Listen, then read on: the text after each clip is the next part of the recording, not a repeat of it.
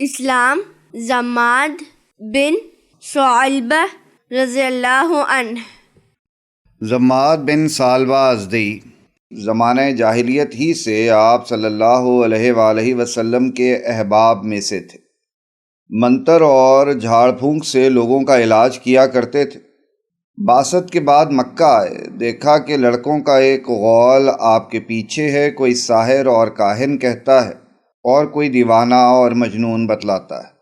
زماد آپ صلی اللہ علیہ وآلہ وسلم کی خدمت میں حاضر ہوئے اور عرض کیا کہ میں جنون کا علاج جانتا ہوں، آپ مجھ کو علاج کی اجازت دیجیے، شاید اللہ تعالیٰ آپ کو میرے ہاتھ سے شفا بخشے۔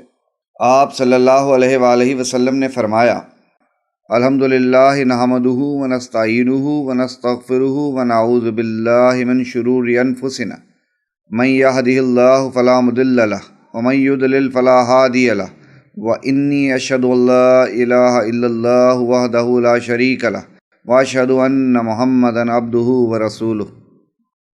ترجمہ: سب تعریفیں اللہ ہی کے لیے ہیں اور ہم سب اللہ ہی کی حمد و ثنا کرتے ہیں اور اسی سے مدد مانگتے ہیں اور اسی سے مغفرت کے خواستگار ہیں، اور اپنے نفسوں کے شر سے اللہ کی پناہ مانگتے ہیں۔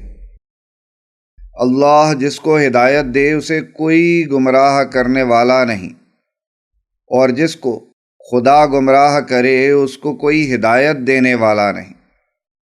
میں گواہی دیتا ہوں کہ اللہ تعالیٰ ایک ہے، کوئی اس کا شریک نہیں، اور گواہی دیتا ہوں کہ محمد صلی اللہ علیہ وآلہ وسلم اللہ کے بندے اور اس کے رسول برحق ہیں۔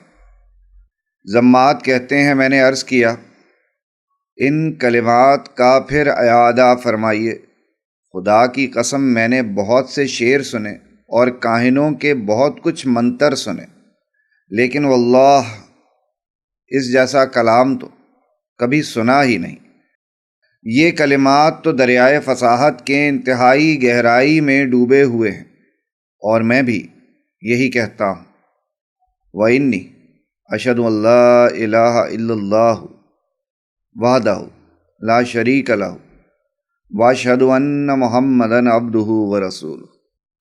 اس طرح زماد مشرف با اسلام ہوئے اور اپنی قوم کی طرف سے آپ صلی اللہ علیہ وآلہ وسلم کے دستے مبارک پر بیعت کی۔